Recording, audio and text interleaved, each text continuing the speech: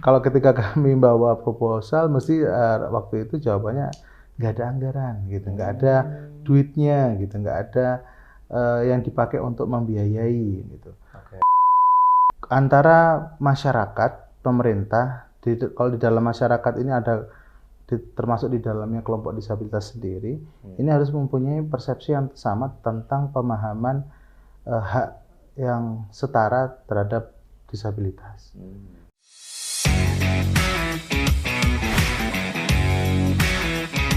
Gadis Caraka, gerakan advokasi disabilitas, capai kesetaraan dan keadilan.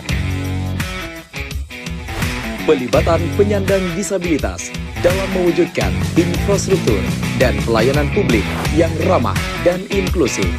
Dengan narasumber Ketua DPC Pertuni Kabupaten Probolinggo, Bapak Ariski Perdana Kusuma. Pembawa acara, Solihin Abu Zafra. Halo pemirsa, Assalamualaikum warahmatullahi wabarakatuh. Seperti yang kita ketahui bersama bahwa setiap daerah memiliki kewajiban untuk memberikan layanan terbaik kepada warganya. Termasuk di dalamnya itu adalah penyandang disabilitas. Lalu bagaimana dengan teman-teman penyandang disabilitas di Kabupaten Probolinggo? Apakah teman-teman penyandang disabilitas di Kabupaten Probolinggo ini telah memiliki fasilitas yang baik, terlayani dengan baik, atau malah sebaliknya? Nah, topik ini yang akan kami angkat dalam obrolan kami dalam podcast pada kesempatan kali ini. Telah hadir di studio yakni Saudara Ariski Perdana Kusuma. Mas Rizky ini akan mewakili seluruh rekan-rekan penyandang disabilitas di Kabupaten Probolinggo. Assalamualaikum Mas Rizky. Waalaikumsalam warahmatullahi wabarakatuh. Sehat Mas Rizky, apa kabar? Alhamdulillah selalu sehat. Tahun sebelumnya saya ketemu biasa dengan Mas Rizky ini sebagai pengantin baru, dan tahun ini saya bertemu dengan Mas Rizky sebagai seorang ayah. Ya, selamat sekali lagi ya terima untuk kasih. lahir putra pertama ya, Putra Mas, ya? pertama. Oke. Mas Rizky, berbicara tentang penyandang disabilitas di Kabupaten Probolinggo, sebenarnya apa kabar atau bagaimana kabar eksistensi dan kondisi penyandang disabilitas di Kabupaten Probolinggo ini, Mas? Iya, terima kasih Mas Solihin, selamat bertemu kembali. Ya. Jadi memang kami di Kabupaten Probolinggo ini banyak tersebar ya di wilayah pelosok-pelosok penyandang disabilitas dengan berbagai keadaan, dengan berbagai jenis disabilitasnya dan berbagai aktivitasnya. Dan saat ini menurut data yang kami peroleh dari Dinas Sosial ada sekitar 7.000 sampai 8.000 penyandang disabilitas yang ada di Kabupaten Probolinggo. Oke, dan itu tersebar di 24 kecamatan ini, Mas? Iya, tersebar. Oke, luar biasa. Eksistensi banyak, sudah termasuk banyak ya. Kemudian ada berapa ini, Mas? Kalau kita bagi-bagi ada berapa banyak kelompok disabilitas yang ada di Kabupaten Probolinggo ini, atau jenisnya ini apa saja? Oke. Jadi memang kalau dulu Mas ya, orang mengenal kami itu kan orang cacat ya. Orang cacat yang notabene hampir disamakan dengan barang mati atau benda mati, yang gagal produksi ya istilahnya kalau dalam istilahnya sebuah pabrik memproduksi elektronik yang di situ mempunyai kekurangan disebut cacat. Nah, dulu kami masih di label oleh pemerintah sebagai penyandang cacat. Untuk saat ini kami sudah tidak menggunakan istilah itu karena itu kurang menunjukkan sebuah penghargaan terhadap sebuah manusia, sehingga kami mengikuti dengan perkembangan internasional yaitu istilah disability dari CRPD ya, Convention Right Disability, People with Disability, kemudian diratifikasi menjadi Undang-Undang Disabilitas. Nah, di dalam Undang-Undang Disabilitas nomor 8 tahun 2016 ini menyebutkan ada beberapa kategori disabilitas. Ada sensori, yaitu penglihatan dan pendengaran, kemudian disabilitas fisik atau motorik, kemudian ada disabilitas intelektual, kemudian ada disabilitas psikososial, dan ada disabilitas mental yang mungkin yang saat ini kita sudah mulai umum dikenal dengan ODGJ.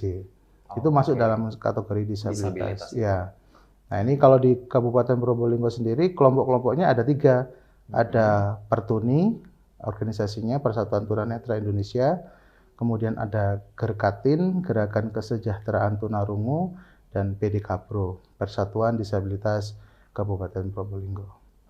Oke, luar biasa, Mas. Tapi kalau kita berbicara sebelum kita berbicara lebih jauh lagi, sedikit mungkin bisa disampaikan kepada pemirsa di rumah sebenarnya istilah-istilahnya itu apa saja, contoh agar masyarakat ini lebih mengenal lebih dekat lagi dengan teman-teman penyandang disabilitas. Dimulai mungkin contoh seperti Mas Rizky saat ini, nah ini biasanya kami menyebutnya dengan istilah apa agar dari masyarakat umum ini tidak sampai salah sebut seperti itu, boleh? Ya, seperti yang tadi kami sampaikan di awal, kami sudah tidak menggunakan istilah cacat ya.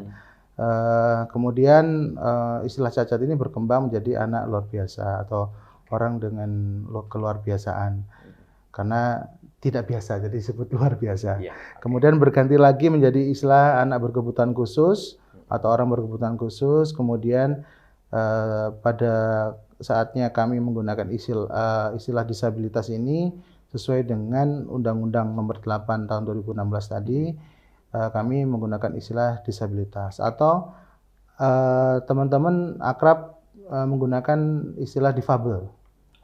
Jadi kalau disabilitas ini adalah disability, ketidakmampuan atau keterbatasan, sedangkan difabel ini adalah different ability. Jadi teman-teman yang mempunyai cara berbeda dalam mengakses sesuatu. Dan itu sama-sama sama-sama diperbolehkan dengan penyebutan dua sebutan itu, Mas, ya, disabilitas dan difabel itu. Iya, betul. Itu saat ini. Nah, kalau klasifikasinya sendiri kayak seperti kami yang tunanetra, sekarang kami lebih akrab dengan disabilitas netra atau difabel netra. Kemudian nah yang berbeda adalah teman-teman tuli. Kalau teman-teman tuli ini mintanya disebut tuli ya, sesuai dengan produk bahasanya, tuli bisu. Tidak menggunakan istilah rungu. Ya, mereka lebih akrab disebut dengan itu justru nggak apa-apa, bukan kata-kata kasar, Mas ya? Bukan. Bukan ya? Bukan. Yang menjadi kasar itu ketika penggunaan itu digunakan dalam umpatan. Ya, jadi kadang-kadang memang kok kasar ya pakai bisu, pakai tuli, buta. Bukan, buta itu ya tidak kasar ketika digunakan dalam interaksi yang biasa saja gitu. Ketika itu dipakai untuk mengumpat orang ya sudah kasar ya. Kemudian ada lagi teman-teman disabilitas intelektual yang ini dulu dikenal dengan grahita ya, disabilitas grahita dengan hambatan intelektual dan IQ atau intelijensi di bawah rata-rata. Kemudian ada lagi disabilitas motorik atau disabilitas daksa, teman-teman yang mempunyai hambatan di gerak tangan atau kaki, atau mungkin daksa ya namanya. Ya, daksa. Atau mungkin organnya secara fisik ada tetapi tidak berfungsi, mungkin lumpuh, mungkin kaku, mungkin tremor, lumpuh dan sebagainya. Dan yang psikososial ini salah satunya adalah teman-teman dengan hambatan autism, jadi memang agak susah berinteraksi dengan sosialnya dan berkomunikasi dan sebagainya. Oke, baik. Mas Rizky, kalau kita berbicara tentang penyandang disabilitas di Kabupaten Probolinggo, apakah sering mengalami diskriminasi oleh masyarakat ataupun dari pemerintah, Mas? Kalau dulu sering, Mas. Kami sering mengalami diskriminasi. Contohnya apa itu, Mas? Kalau dulu ya? Dulu ya, oke. Kalau dulu misalnya diskriminasi dalam mengakses pendidikan. Oke. Jadi kalau dulu kami tidak boleh sekolah di sekolah reguler atau negeri atau umum. Ya, sekolah umum ya, menyebutnya sekolah umum. Pertimbangannya? Karena dikhawatirkan asumsi mereka waktu itu adalah menular pada siswa-siswa yang reguler. Kemudian setelah adanya pendidikan inklusi, ini seluruh pendidikan reguler wajib menerima anak berkebutuhan khusus.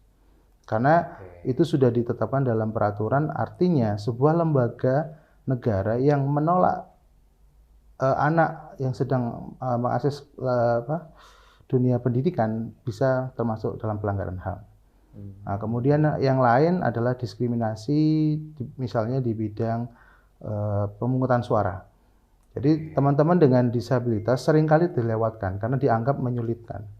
Jadi oh itu daksa ini nggak usah sudah daripada nanti susah datang ke sini nyoblos juga paling ya nggak tahu atau netra ini kan nggak bisa melihat netra itu tahu apa sih gambar paling nggak tahu nggak kenal sama orangnya nggak usah datang sudah atau mungkin suaranya diambil oleh orang lain untuk digunakan kepentingan politik.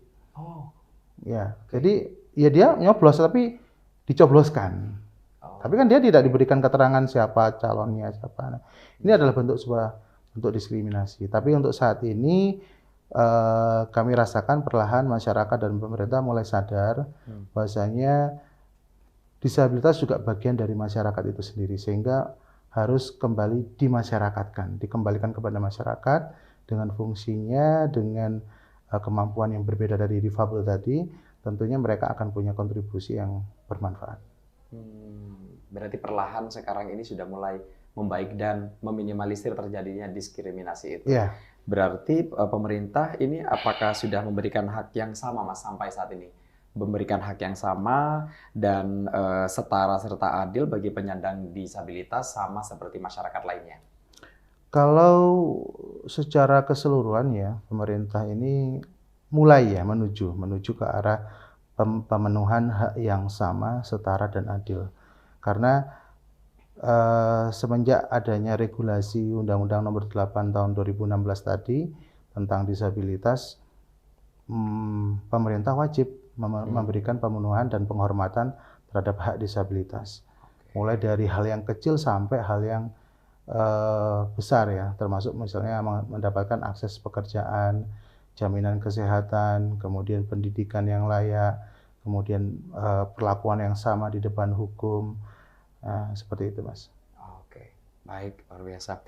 Mas Rizky, ini bagaimana kelompok disabilitas mengadvokasi upaya pemenuhan dan penghormatan hak penyandang disabilitas di Kabupaten Probolinggo?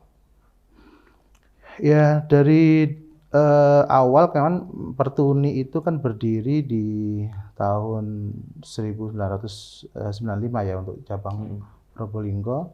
Kemudian Gerkatin dan BDKPRO ini berdiri di 2020. Jadi setelah kami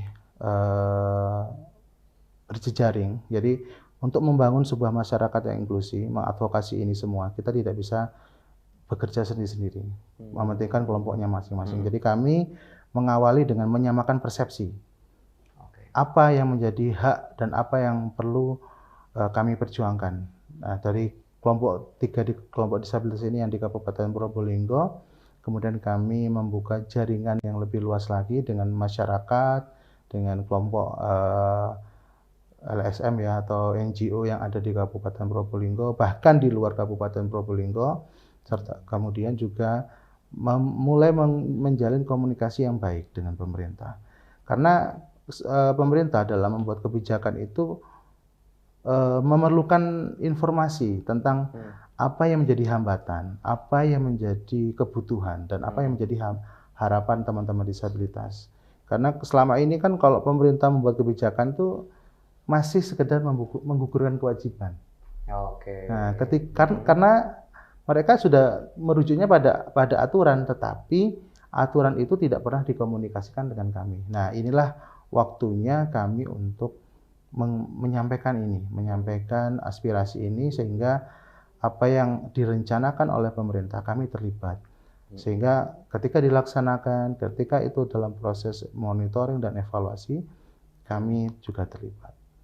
Baik, Mas Rizky, ini sebenarnya bagaimana kelompok disabilitas mengadvokasi upaya pemenuhan dan penghormatan hak penyandang disabilitas di Kabupaten Probolinggo?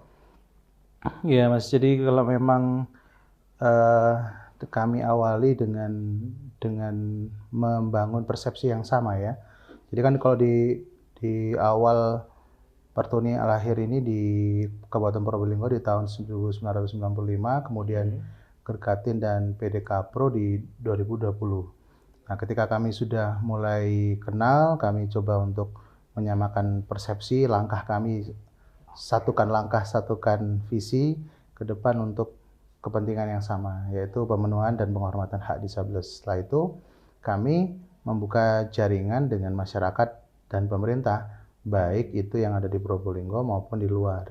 Karena kami memang tidak akan pernah bisa melangkah tanpa gandengan atau dampingan dari masyarakat dan pemerintah.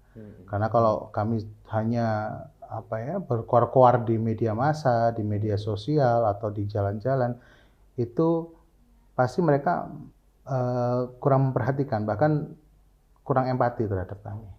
Jadi kami perlu memperkenalkan eksistensi kami, kemudian menyampaikan kami ini adalah bagian dari masyarakat yang sama dengan mereka dan punya hak yang setara, dan mereka mempunyai awareness yang sama, baru kita bergerak bersama. Oke. Dan tadi Mas Rizky juga menyampaikan bahwa sebenarnya komunikasi antara teman-teman penyandang disabilitas dengan pemerintah ini sudah mulai sedikit harmonis seperti itu, dan salah satunya ini adalah pemerintah sebenarnya sangat welcome terkait dengan apa yang menjadi kebutuhan.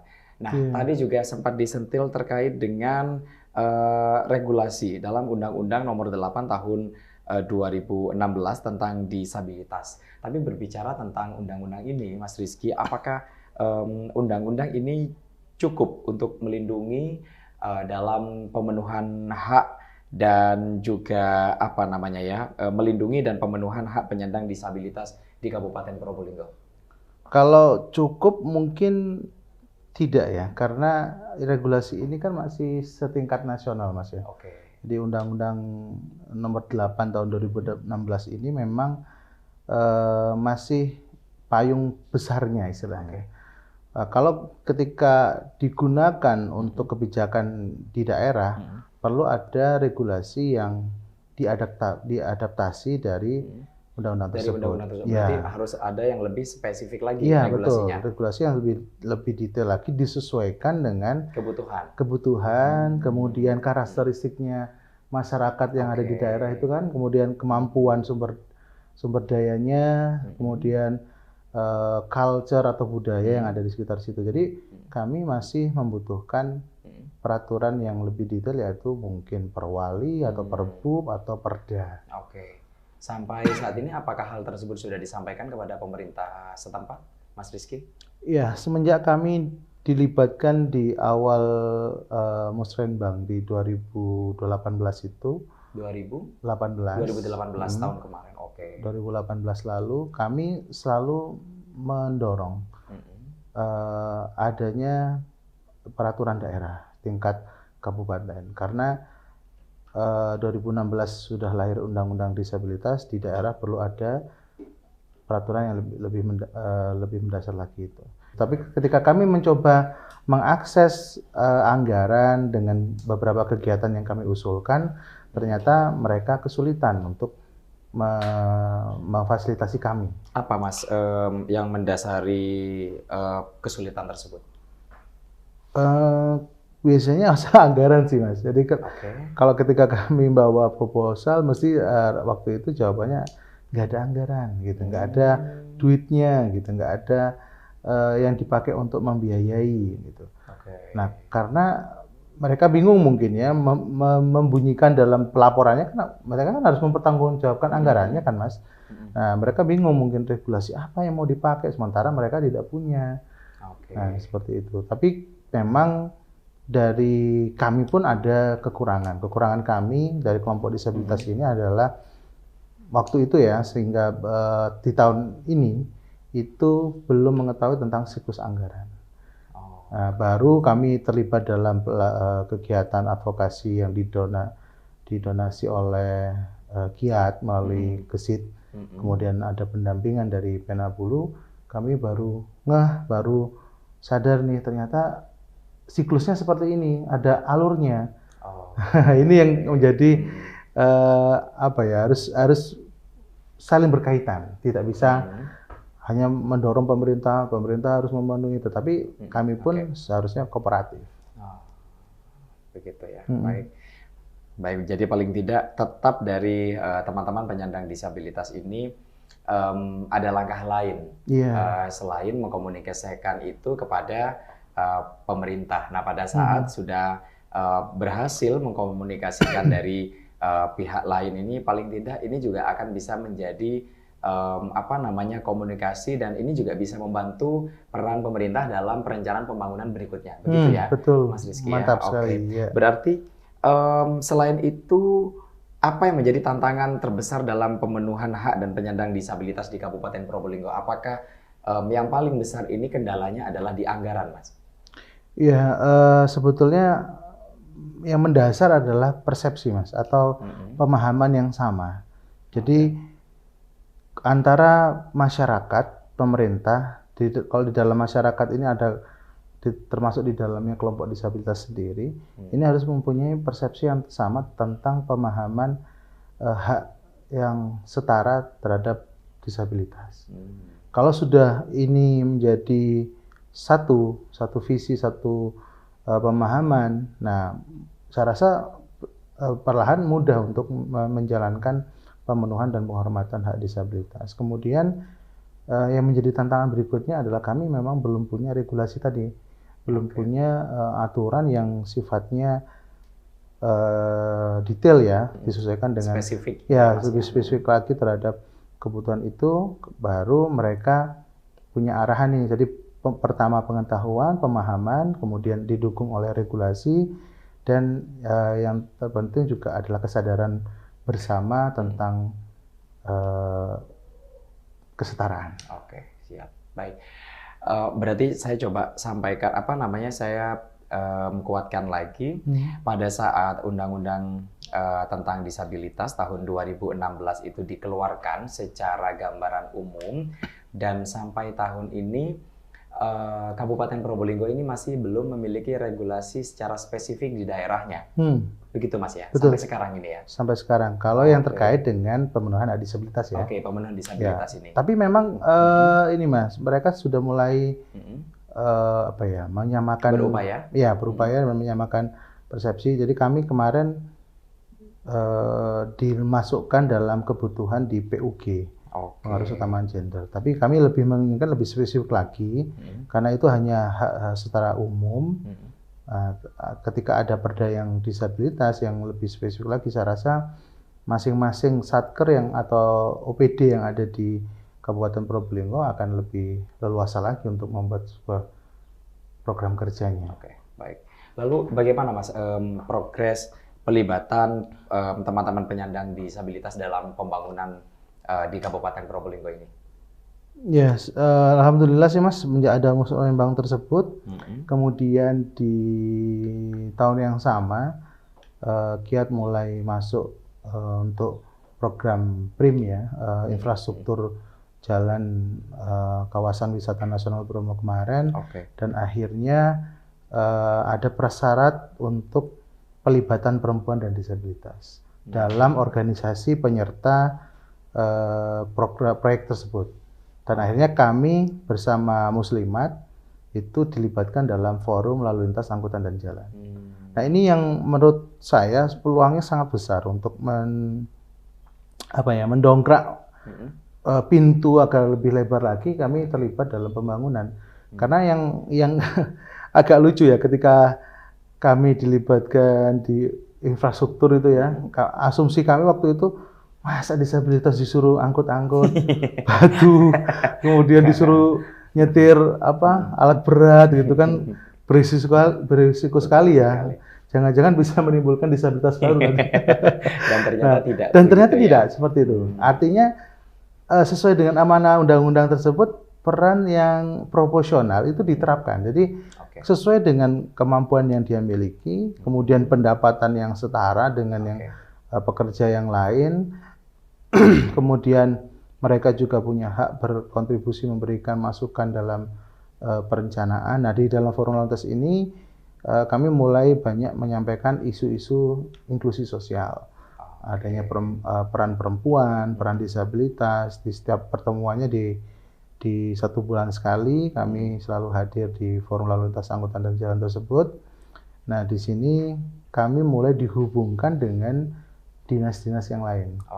Nah, termasuk Bapeda, kemudian PUPR yang sebelumnya kami nggak kenal PUPR itu apa, ya urusannya tentang apa gitu ya. Kemudian Disnaker, ya, kemudian ada kalau dinas sosial sih memang dari dulu ya, dari awal dinas sosial ini masih hubungannya dengan disabilitas. Kemudian ada lagi Dishub ya, yang ngatur lalu lintas dan sebagainya. Nah dari sini ternyata akses yang dibuka melalui program kemitraan yang dalam forum lalu lintas tersebut lebih menyeluruh, dan akhirnya kami harus menyampaikan kepada seluruh satker yang ada di Kabupaten Probolinggo bahwasannya pemenuhan hak disabilitas itu tidak hanya tanggung jawab dinas sosial, jadi tanggung jawab semuanya. Tapi bagaimana Mas Rizky selaku perwakilan dari teman-teman penyandang disabilitas di Kabupaten Probolinggo ini merespon dengan adanya program kemitraan dari Kiat melalui Gesit ini? Karena informasinya dari teman-teman Bapelit Bangda kemarin itu bahwa proyek ini adalah satu-satunya proyek contoh dan Kabupaten Probolinggo dipercaya oleh pemerintah Australia itu. Bagaimana merespon ini, Mas Rizky? Iya, kalau satu-satunya sih mungkin tidak, karena sebelumnya ada proyek yang dilakukan di NTB ya, di Lombok, kemudian kami ini yang berikutnya menjadi percontohan untuk proyek infrastruktur yang di dalamnya melibatkan perempuan dan disabilitas, dan saya rasa ini memang benar-benar infrastruktur ya, namanya infrastruktur itu kan menghubungkan. Betul. Nah, sebelumnya kami bingung berbicara dengan dinas-dinas yang tidak pernah kami pikirkan sebelumnya. Ngomong apa ya kalau ngomong dengan PUPR, berbicara tentang apa ya kalau dengan Dishub. Ternyata dengan melalui program ini kami punya banyak akses gitu, punya banyak fasilitasi untuk berkomunikasi, membangun kemitraan dengan mereka. Oke, informasinya pada saat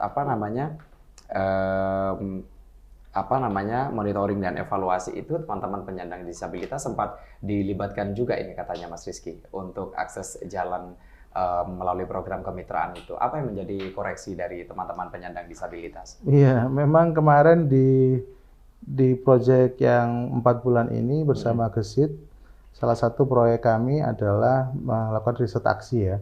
Jadi mengumpulkan informasi kelengkapan jalan, kemudian keselamatan jalan yang ada di Kabupaten Probolinggo, khususnya jalur yang dilalui oleh proyek PRIM, yaitu Tongas sampai Sukapura ya, sampai Seruni. Nah, salah satu yang kami ambil kemarin adalah objek yang di titik Seruni Point.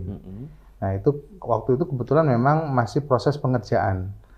Tapi alhamdulillah dengan kami hadir di sana, kemudian berinteraksi dengan PUPR, dengan Dishub, dengan pihak kontraktor dan bahkan dengan masyarakat yang ada di sana, kami banyak memberikan rekomendasi. Contohnya terkait dengan akses guiding block yang ada di pedestrian, ubin pemandu, kemudian adanya rambu peringatan yang ada di kanan kiri jalan, kemudian adanya marka yang perlu disertai dengan reflektor cahaya ya, kayak mata kucing gitu kan, untuk kemudian akses gardu pandang yang ada di sana.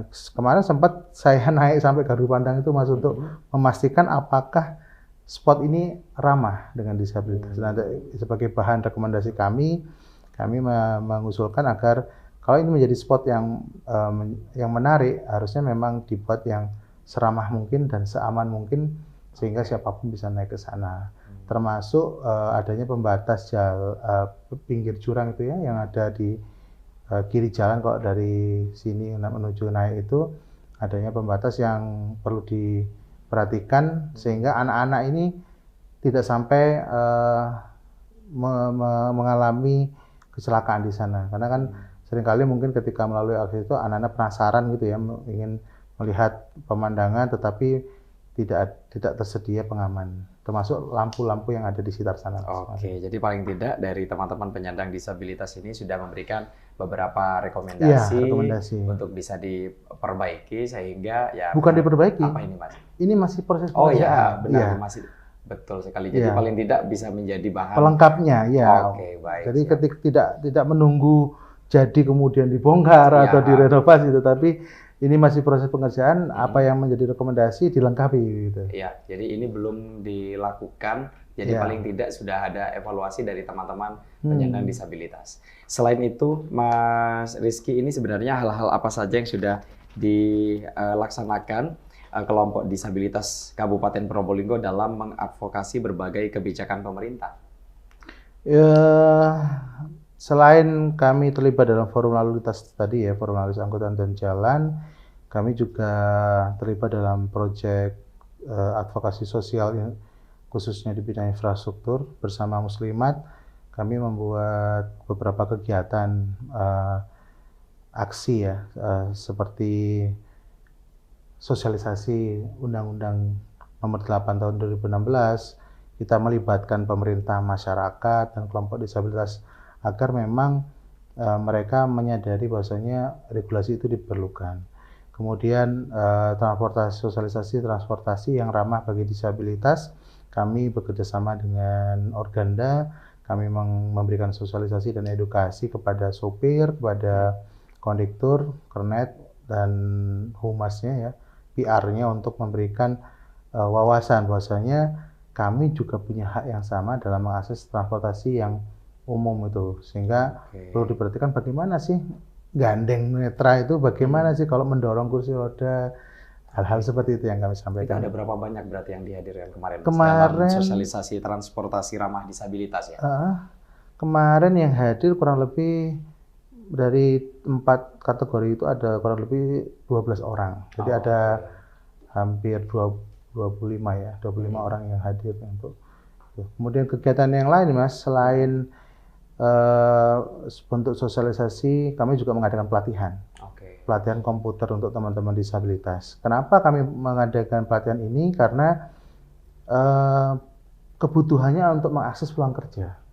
Kan kalau prasyarat di dalam CV dalam perusahaan itu kan menyampaikan wajib menguasai keterampilan komputer minimal misalnya Word atau Excel atau PowerPoint dan sebagainya. Ini menjadi kebutuhan. Jadi kami perlu mengadakan itu untuk pertama membuka wawasan teman-teman disabilitas, yang kedua membuka akses layanan disabilitas di PLK agar kedepannya juga melatih teman-teman difabel. Kemudian yang ketiga juga memberikan akses penyaluran tenaga kerja yang ada di sekitar. Jadi teman-teman nggak perlu jauh-jauh sampai luar kota, karena peluang kerja yang di sekitar ini masih bisa diakses oleh teman-teman. Dan yang tidak kalah penting, kami juga memberikan pelatihan advokasi kebijakan. Karena kalau teman-teman ini minim pengetahuan, mereka nggak percaya diri Mas. Minder, berhadapan dengan pemerintah itu minder. Istilahnya kalau teman-temanku berhadapan karo wong gede Mas. Wong cilik ini kan wong sing sering disepeleke ya. Tapi ketika mereka punya pengetahuan, kemudian ada jam terbang, mereka akan percaya diri. Mereka akan yakin bahwasanya apa yang kita perjuangkan bersama ini memang ya patut diperjuangkan gitu loh. Itu Mas, itu rangkaian-rangkaian termasuk ini kegiatan podcast ini yang kami buat ini memang tujuannya adalah mengkampanye, mengedukasi kepada masyarakat tentang ini loh di antara kalian ada disabilitas. Mereka punya hak yang setara, mereka punya kontribusi yang juga bisa bermanfaat gitu Mas. Mas Rizky, saya sebenarnya tertarik dengan kegiatan sosialisasi transportasi ramah disabilitas karena kita juga menjadi orang yang juga terlibat dalam transportasi umum seperti itu. Kemudian juga ini pemirsa juga pekerjaannya pun juga pasti ada yang menjadi sopir dan juga lain sebagainya.